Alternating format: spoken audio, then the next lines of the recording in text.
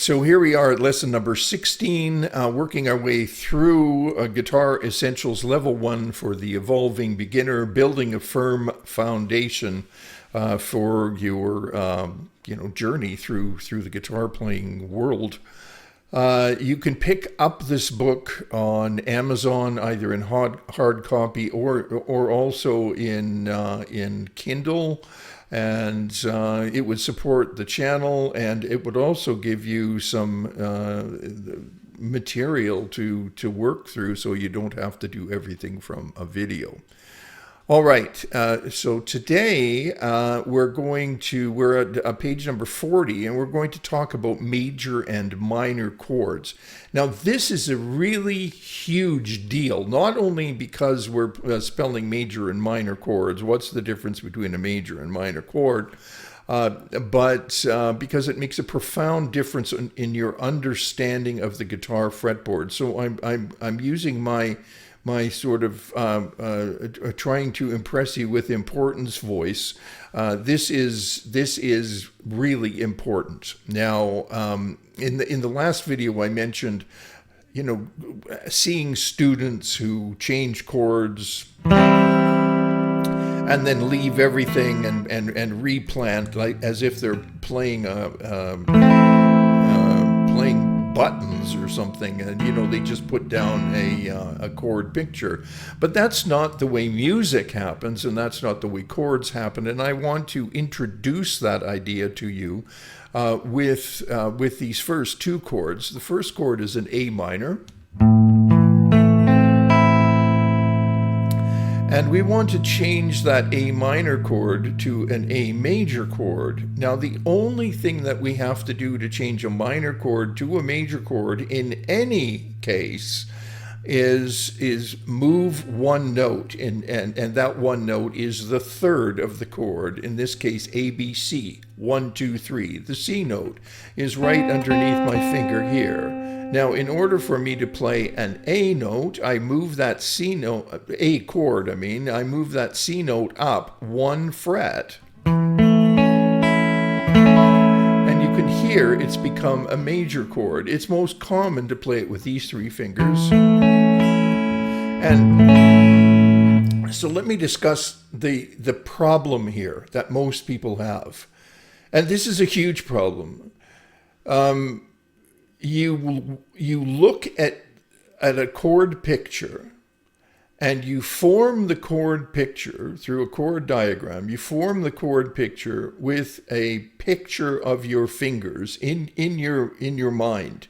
So this becomes an A minor chord. The picture of my fingers becomes the A minor chord, and I take that picture and I put that down on the guitar fretboard. Now, when I have done in the past many times, I say to a student, move the C note up one fret. Well, they have, first of all, they have trouble identifying the C note.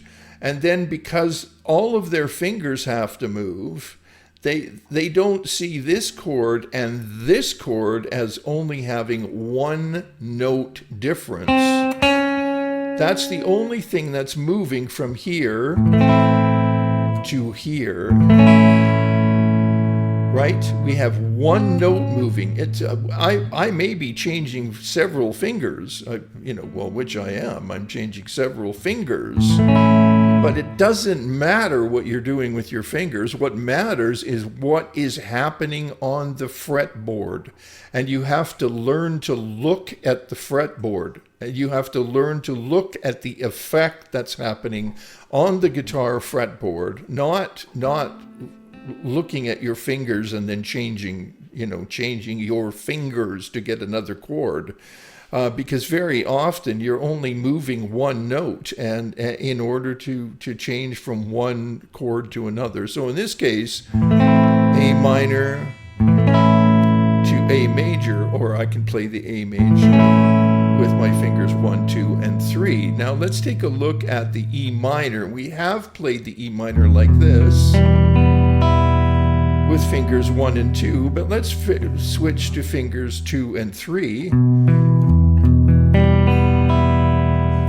And now in order to play a major chord instead of a minor chord, we do the same thing. We raise one note, only one note, the third of the chord, E, F, G, right, to a G sharp. And now we have an E major chord. So we've increased our chordal repertoire from A minor to A major and E minor to E major, and then we just have some simple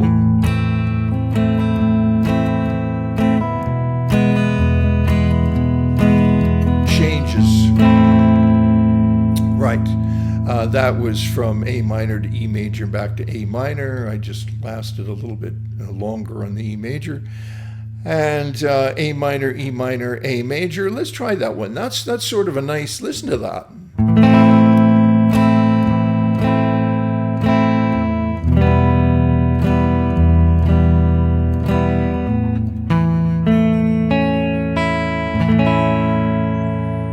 Right, we go from an A minor, key of A minor, to the key of E, A major. That's a lovely change, and you've probably heard it many times before. Then we have one minor